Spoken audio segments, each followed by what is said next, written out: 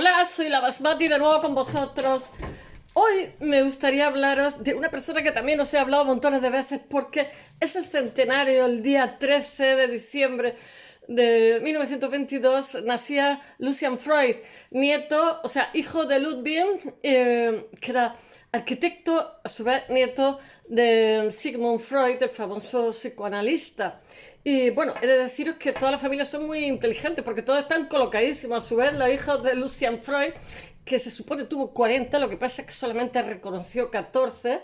Y de esos 14, a su vez, hubo diferentes protestas cuando murió porque había amasado una fortuna gigantesca después de pintar 500 obras de arte y de ser cotizadísimo.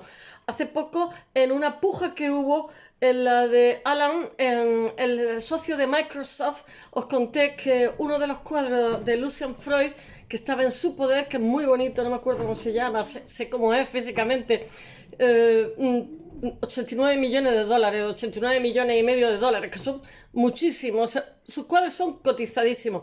Pero durante toda la vida no fue así. Por ejemplo, él era, yo qué sé, era muy vicioso con el juego, le chiflaban los caballos. Él fue un niño bien criado por una nanny solamente para él. O sea, ellos, cuando en 1933 suben los nazis al poder, obviamente ellos son judíos y tienen que salir pies para que te quiero. Primero se va el hijo, que es el padre, Ludwig, que es el padre de Lucian Freud, se va a Londres y busca, digamos, casa para ellos y para el abuelo. Y cuando están instalados, el abuelo y la abuela vienen, que vivían al norte de Londres, me parece que en Notting Hill, no estoy segura, ¿eh? Eso tendría que mirarlo, porque me sé su biografía, pero tampoco me acuerdo. Nena, estate quieta, tengo los gatos aquí rascándose su biografía al 100%. Sí que me acuerdo de muchísimas cosas. Entonces, hoy había un artículo en el ABC de...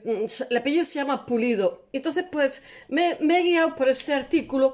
La periodista va repasando conceptos. Por ejemplo, dice Bacon, entonces te dice Lucian Freud junto con Francis Bacon y Kitak y otros diferentes fueron la escuela de Londres y bueno, Francis Bacon, pues los dos eran muy parecidos, se influyeron muchísimo, los dos eran adictos al juego y tenían un tipo de pintura como muy bestia, muy desgarradora, como muy carnal. O sea, a nuestro Lucian Freud le encantaba las carnalidades, que eso es dificilísimo, de las cosas más complicadas que hay en arte, pero él le pilló el punto. Lucian Freud, desde pequeñito, eso que decían que era autodidacta, pues no, fue a diferentes facultades de arte, y tenía una buenísima formación, pero es que además desde pequeñito pintaba, incluso con 10 11 años a mí me dieron un premio nacional con 14, no por nada, de una pintura, que no sabía si mandarla o no mandarla, y en aquella época, pues no sé si eran 14 o 15 mil pesetas, que era como si fuera multimillonaria, o sea, porque subirme a la feria, que en realidad lo que a mí me apetecía eran como 3 pesetas y cosas así, y me lo guardé y no sé, me compraba patatas fritas, cocina, gordo y me encantaba, en fin. Bueno, a él le dan un premio también con 11 años y, y bueno, durante la infancia pinta, y pinta con muchísima gracia, no borra nada, y entonces sus cuadros se quedan así como un punto expresionista. He estado leyendo también, he estado viendo un vídeo Villarán que lo he puesto en el blog y yo estoy de acuerdo con lo que dice él, porque cuando lees la biografía, yo qué sé, yo creo que desdibujan mucho a los autores. Realmente para saber quién es quién, lo que hay que ver son sus obras y sus cuadros, sacar tus propias conclusiones. Sí. Yo le veo mucho de la nueva objetividad de Alemania. Obviamente, él es alemán y ha vivido eso. O sea, él llega a Inglaterra en el año 33 hasta el año 39, no tiene la nacionalidad y tiene 11 12 años. 11 años. Y él lo que ha vivido es el periodo de la República de Weimar, entre que se termina la Primera Guerra Mundial y los nazis suben al poder, que es el año 33. O sea, que él estaba inmerso en la nueva objetividad, que es Otto Dix, en fin, o sea, habla muchísimo de ellos, ¿no? Entonces tienen como las caras como un poco, yo qué sé, como inquietantes, tienen un punto de, yo qué sé, expresionismo, pero sin embargo, si os vais a la Wikipedia, que es lo que estaba yo viendo y otras cosas, te dicen que en un principio era surrealista. Pues no sé qué deciros, pues sí, sí, vale, que tiene a lo mejor una cebra con la cabeza que mete la... Yo creo que era como místico al principio.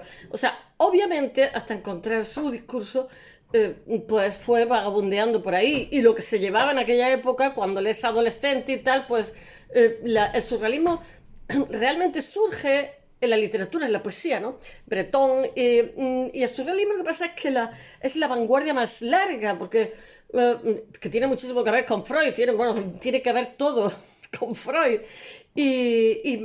Bueno, realmente el surrealismo lleva casi hasta los años 50, o sea, y pasa por diferentes etapas. Lo mismo está Picasso que Paul Klee, yo que sé, montones de gente, ¿no? Bueno, pero era deslumbrante las cosas que hacían porque eran muy desafiantes y sobre todo en el surrealismo vienen también, es como heredero del Dada, nada más que los Dada eran más auténticos, más genuinos, más provocadores y estos, sin embargo, son o sea, ellos saben que van a pasar a la posteridad y van dejando como miguitas de pan, o sea, se dejan fotografiar y se dejan, no sé, saben que van a ser famosos por siempre.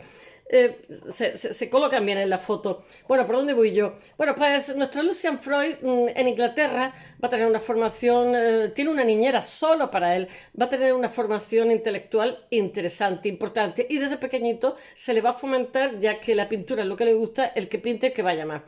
Y él en un momento determinado, me parece que se casa, va a empezar, va a tener, como le gustaba mucho, era la ludopatía que tenía, él amaba los caballos, él era muy buen jinete, por eso él quiere pintar a la reina de Inglaterra, porque le atrae que la reina de Inglaterra también amaba los caballos, como él se quedaba incluso a dormir en los establos, o sea, es auténtica fascinación por los caballos. Los caballos son muy bonitos, los caballos lo que pasa es que para que sea tu caballo tienes que cepillarlo y lavarlo todos los días, darle grano, tú, no tenerlo en un sitio, porque entonces no es tu caballo. Hacerle hacer ejercicio porque si no se enferman. En fin, requiere, o sea, para tener un caballo hay que darle mucha atención y es caro, ¿eh? Son muy delicados, se resfrían, en fin. Y entonces después el animal es como un perro, te huele, tú eres su amo, no sé cómo decir. Y él te hace caso, tú te acostumbras a él y él se acostumbra a ti. Pero para todo eso hay que dedicar tiempo y hay que tener dinero también y espacio donde tenerlo. Bueno, ¿por dónde iba yo? Bueno, pues que voy a ver si os cuento un poquito la vida de este señor, ya me iré acordando, porque la vida de este señor, la biografía, os la he contado mil veces, pero bueno, la cuento mil uno, que es el centenario de su nacimiento, de este artista que es británico. Él es nieto del padre psicoanálisis, como he dicho, de Sigmund Freud, y es una de las grandes figuras del siglo XX. Él nace hace 100 años exactamente en Berlín y muere en Londres en 2011. Él llegó a tener 40 hijos. Eso es lo que dice. Era muy promiscuo. Y yo lo encuentro feote. Lo que pasa es que era un bestia trabajando. Trabajaba los 7 días de la semana, todas horas del día. Pero pintura que se caía, pintura que se quedaba ahí. Era tremendo. Vivía por y para trabajar. Lo que pasa es que pasa por diferentes periodos a lo largo de su obra.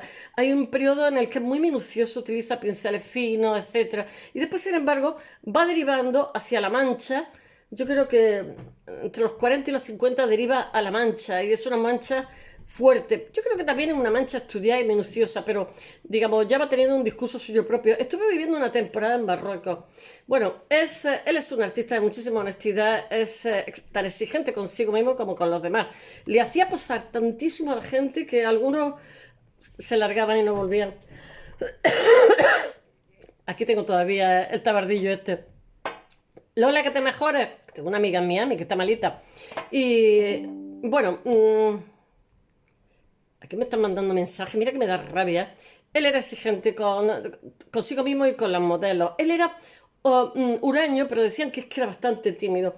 Él llega un momento, debía tener un carácter regular, porque voy a decir una cosa, tuvo un amante que tuvo 5 hijos, otro amante que tuvo 4 hijos, tal. Todo el mundo se acababa alargando, los hijos, la amante, el Espíritu Santo. Al final era mayor y estaba solo. Entonces, digamos, su asistente, pues él lo benefició en el testamento, y el que hoy, ahora lo contaré, es el que hoy lleva la fundación, pero sobre todo es porque también supo escucharlo, oírlo, acompañarlo, porque ahí todo el mundo, aunque era al final de su vida, había amasado una fortuna, era insoportable.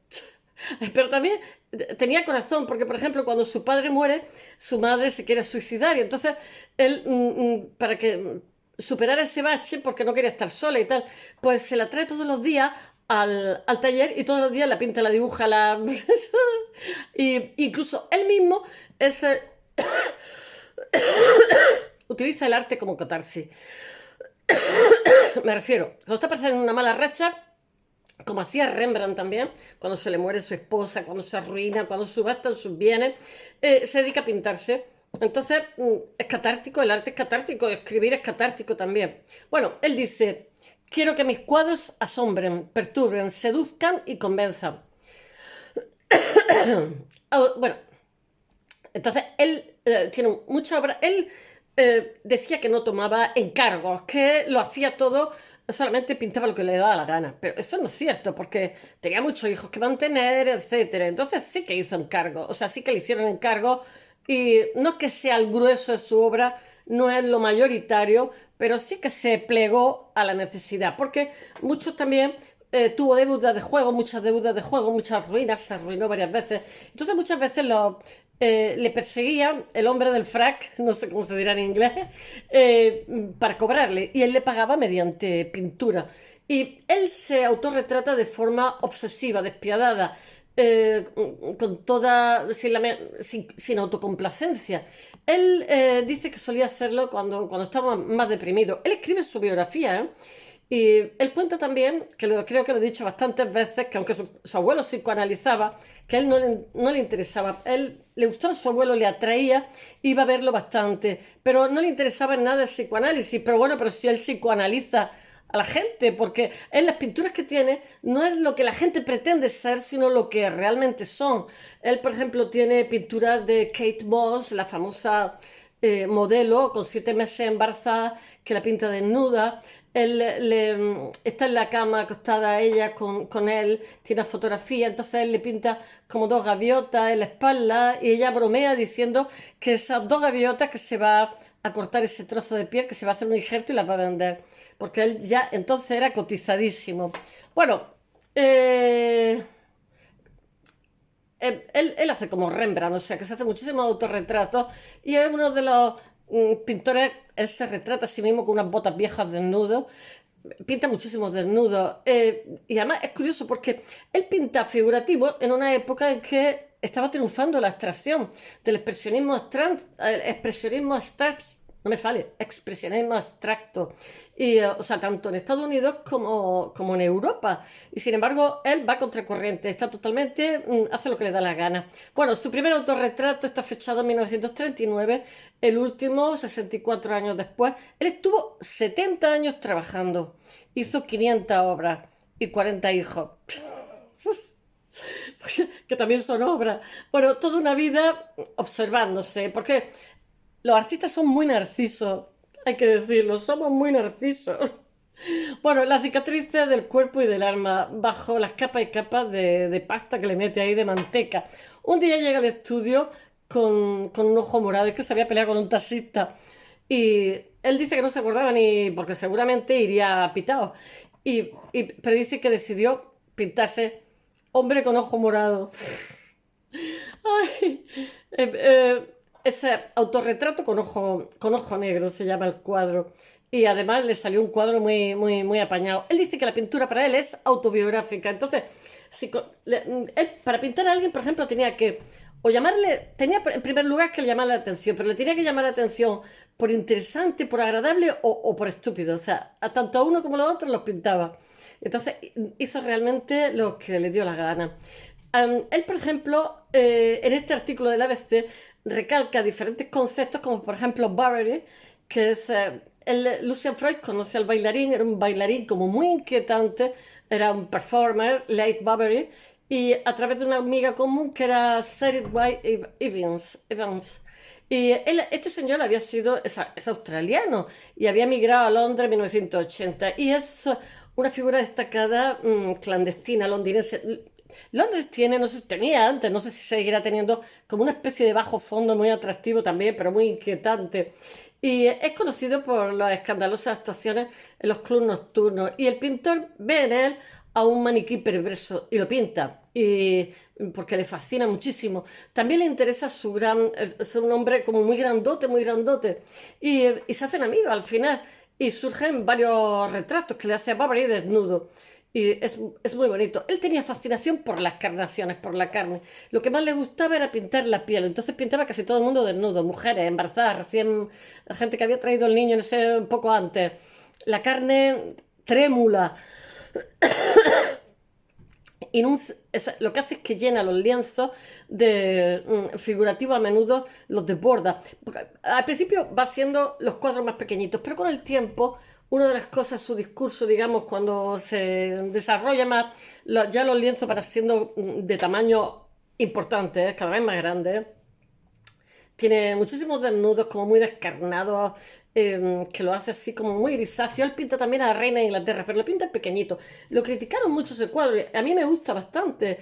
Le hizo pasar muchísimos días. Entonces, por ejemplo, Harold Pinter, eh, que es un escritor que lo conozco, yo conozco sus cuentos cortos, no sé si tiene otras cosas, pero son simplemente un clásico dentro de la lengua inglesa. Bueno, pues Harold Pinter empezó a pintarlo y dijo hasta luego Lucas, porque los ponía a pintar y los tenía todo el día sentados prisioneros, no los dejaba ni hacer nada.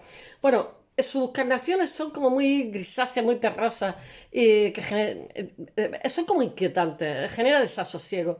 Después tiene otro personaje que está destacando, ¿cómo se dice? Periodista que se llama Pulido en el ABC, dice David Dawson, que es una de las personas más cercanas. Todos estos son personas a las que este era su asistente, David Dawson, y era realmente cuando se van todas las amantes, los hijos, todo está solo, es el que se queda con él, el que le ayuda y el que está realmente con él la última década de su vida, le ayuda a acostarse, lo consuela, porque le está pintando hasta el último día. David Dawson es también su amigo confidente, un testigo de su trabajo en su estudio que acaba heredando. Hoy dirige el archivo Lucian Freud y lo retrata en 8 ocasiones. Él dice que pintaba quien le daba la gana y se acabó lo que se daba. Y hasta cierto punto me parece bien, porque eso de hacer encargo, ¿nos podéis imaginar la chapuza? Después la gente que te ha encargado una cosa no la recoge o te escamotean el dinero, no sé, no sé. Bueno, su estudio era como el campo de batalla, que no limpiaba y allí luchaba contra las obsesiones, contra los demonios. Su estudio, el que está en Nothing Hill, que es súper conocido como la película, y tenía como dos partes, una que era con luz natural para pintar de día. A él le gustaba, no solía utilizar la fotografía, él quería pintar a los modelos allí presentes. Y otra tiene lámparas potentes para poder pintar de noche. Y aún conserva los restos de él, ¿con qué he dicho yo? Que muere con 87 años.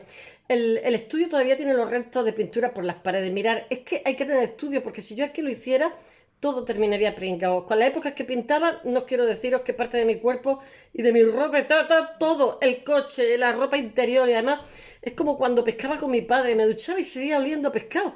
Pues cuando pintas, tienes las uñas de todos colores, te duchas, sigue oliendo a guarraya, no sé, como que no te lo quitas, es una cosa tremenda. Después en el estudio sigue estando los muebles, las sillas, sillón, una cámara que estaba desvencijada. Están los caballetes, los botes de pintura, los pinceles, los trapos por el suelo. Freud solía ponerse un mandil. Y son célebres sus sesiones que hacía sufrir muchísimo a la gente que posaba para él. Pero yo la verdad voy a decir una cosa. La diferencia que hay entre una fotografía y que te posen directamente, lo que solíamos hacer nosotros era que encajábamos con la fotografía y cuando lo teníamos más encajado entonces llamábamos al susodicho, a la susodicha y lo terminábamos. Porque el volumen que te da el natural, obviamente una fotografía por muy bien iluminada que está siempre está más plana. Lo que pasa es que para encajarla a la pieza es más rápido, lo hacen más rápido con una foto. Y si tienes un proyector, pues más rápido todavía. Y si la metes por el plotter, pues más rápido todavía. Lo repintas, que es lo que está haciendo ahora la gente, ¿no? Me parece mal. Bueno, más de 100 horas estuvo su colega David Harney, que es el que vive en Estados Unidos, que emigró allí, que también es famosísimo y cotizadísimo. Él tenía su amiga Chillo.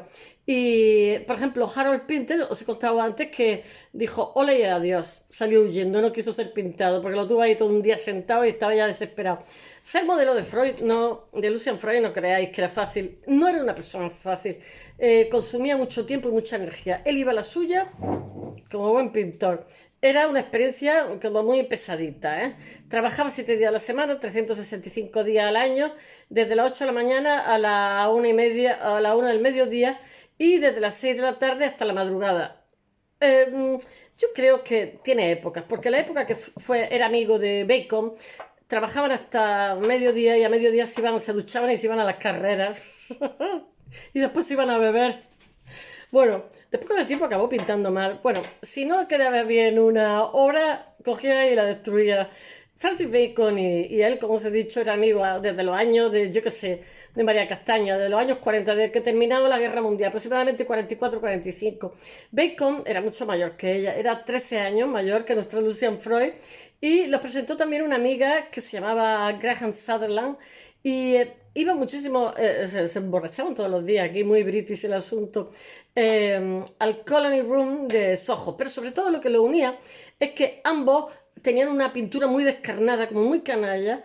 A ambos les gustaban muchísimo las carreras de galgo, las carreras de caballos, y todo lo que ganaban, que en aquella época no ganaban tanto, lo empleaban en sus vicios y algunas veces estaban endeudados. Bueno, ellos se hicieron inseparables y me parece que estuvieron 20 años, que fueron íntimos amigos. Además, Bacon también le influyó muchísimo, y entonces Bacon era súper amante del Prado, de Velázquez, era un obseso.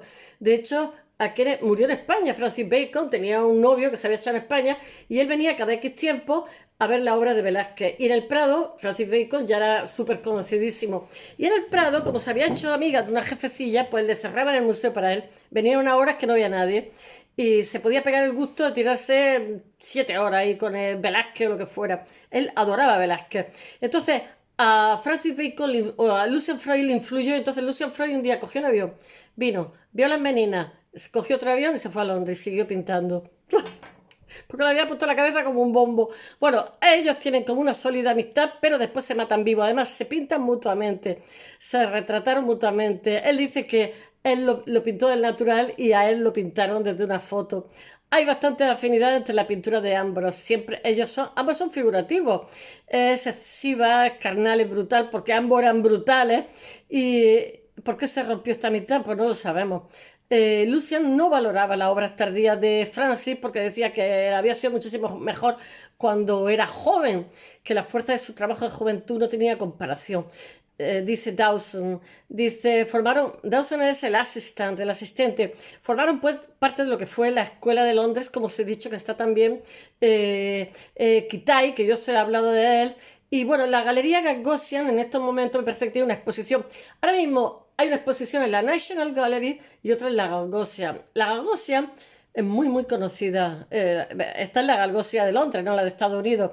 Y hasta el 28 de enero hay una exposición de Lucian Freud y Francis Bacon allí, que se llama Amigos, Relaciones, Lucian Freud, Francis Bacon, Franz Auerbach, que os he hablado de él, y Michael Andrews, que fueron lo que le llamaron la Escuela de Londres, que eran unos jóvenes pintores con muchísimo talento todos, y fueron los que trabajaron en aquella época. Ellos siempre lo negaron, eran contrarios a esas etiquetas, pero mirar, generacionalmente estaban ahí.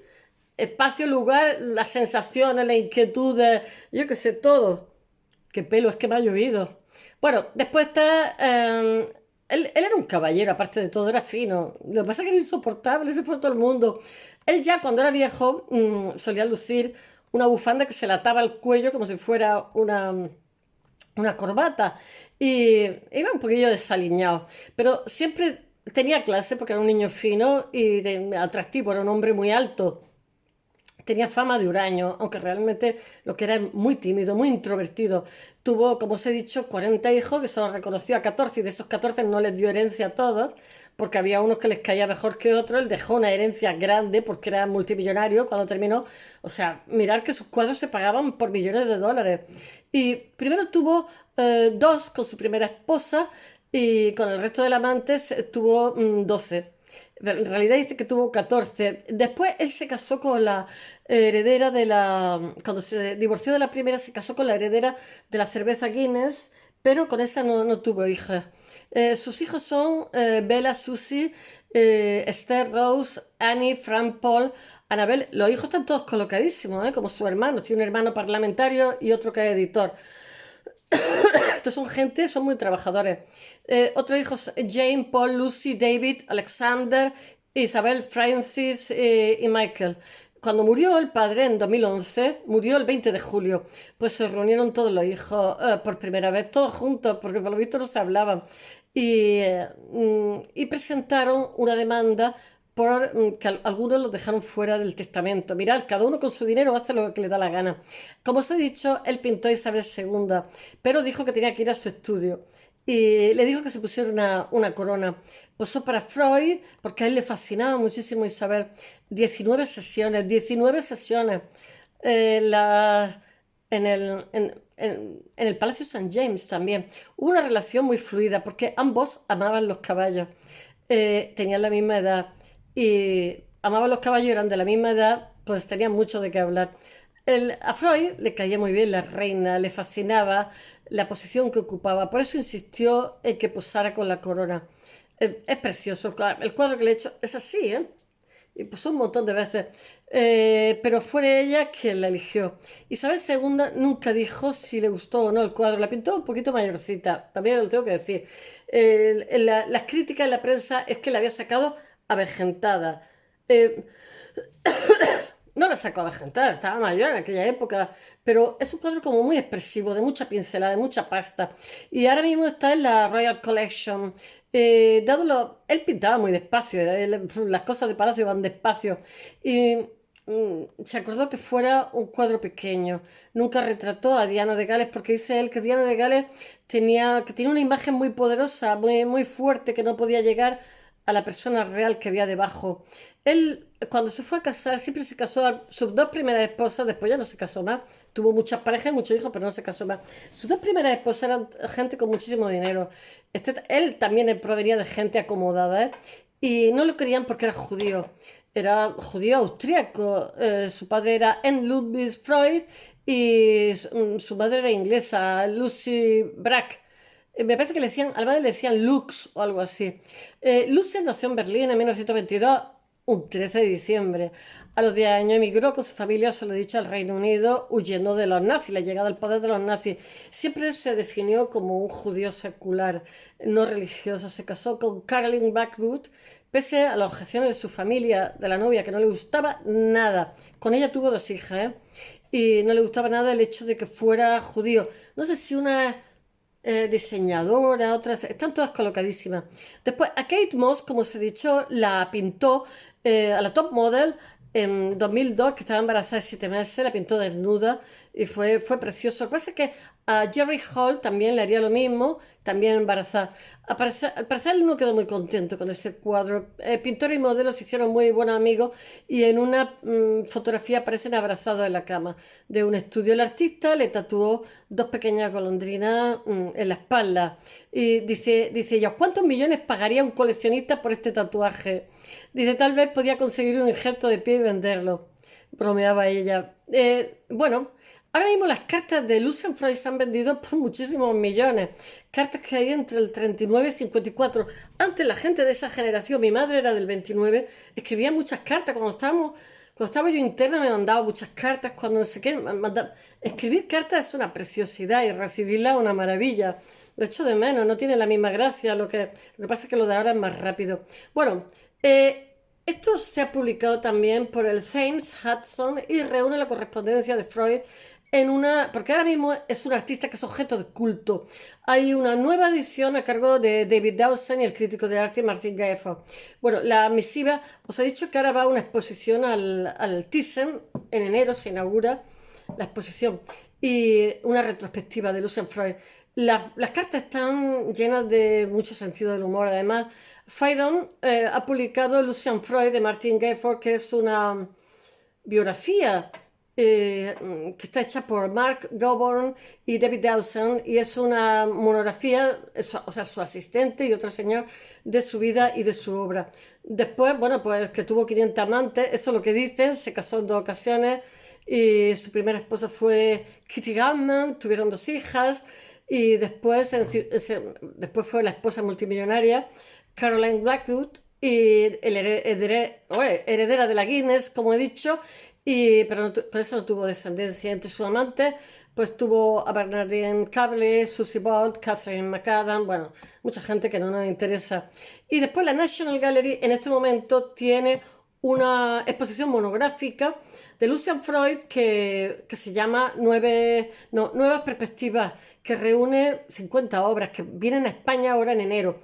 y lo que aborda son los 70 años de trabajo de pintor, de la producción que tuvo. Es como una síntesis y por lo visto está bastante bien, me encantaría verla. Y ahora esta muestra va a viajar en febrero de 2023 al Thyssen-Bornemisza. Después, bueno, que él fue un hombre muy obsesivo y que trabaja muchísimo durante 70 años de forma incansable. Bueno, él era fetichista con la oreja y con los pies. Y bueno, que el psicoanálisis no le interesó nunca, aunque él visitaba al abuelo y le fascinaba bastante, porque el abuelo vivía en el norte de Londres. Nunca le interesó, pero él lo psicoanalizaba también desde la pintura, porque no sé, él dice que pintaba a la gente como era, no como quería ser. Bueno, sin embargo, bueno, posar para él era tremendo. Dice, procuro penetrar, era como sentarse en la cheslón, en el diván del psicólogo. Él dice, procuro penetrar lo más profundo posible en sus sentimientos para que el cuadro pueda hablar de ellos y no de mí. Sus cuadros son como muy quietos, muy poco activos. Están durmiendo, saca muchísimos perros, no hay movimiento y su modelo realmente están sentados. Él durante mucho tiempo pintó sentado, pero sus modelos siempre están sentados, recostados, quietos. Bueno, y que hace poco el gran interior W11, según Watteau, formaba parte de una colección. Él tenía una colección de arte cuando murió, una colección de arte clásico, de viejos maestros. Aparte de que era rico, tenía una colección de arte maravillosa.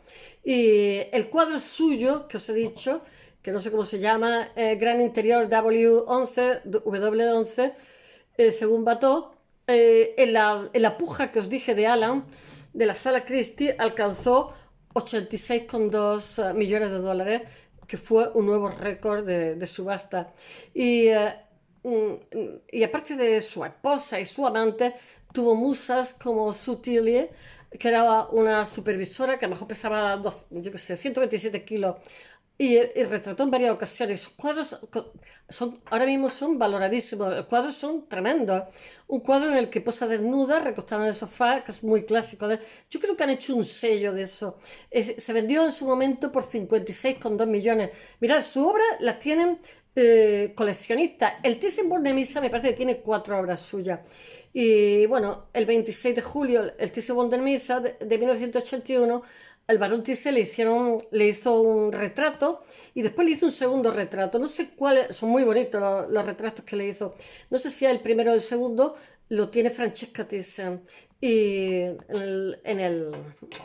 el taller de Lucian Freud, en el atelier. Y lo acabó en octubre de 1982 y se halla en el Museo Thyssen. Pero después le hizo un segundo, porque le gustó muchísimo, le hizo un segundo retrato. Ellos entablaron una gran amistad, Heini Thyssen y Lucian Freud. 3 años después le haría un segundo retrato, esta vez de cuerpo entero, pero ese forma parte de la colección de Francesca. Y Francesca lleva la Fundación Thyssen y muchas veces su obra se expone también en el museo. Bueno, hay un retrato inacabado de David Delson con su perro que cuando se estaba muriendo lo estaba terminando, le dio unas pinceladas a la oreja del perro. Fueron lo último que hizo mientras que se estaba... Hoy está enterrado, se murió en 20 de julio de 2011 en el Museo Highgate de Londres, que en la tumba del lado está George Michael, el cantante, pobrecillo, murió joven. Y como se contó de Velázquez, vino al Museo del Prado a ver las meninas, vio las meninas y se fue en otro avión. Eso lo hizo, no me acuerdo, porque Velázquez también era su pintor favorito, como Francis Bacon.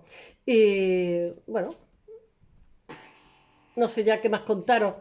Espero que os haya gustado. Mañana os hablaré de otro artista. Esta mañana.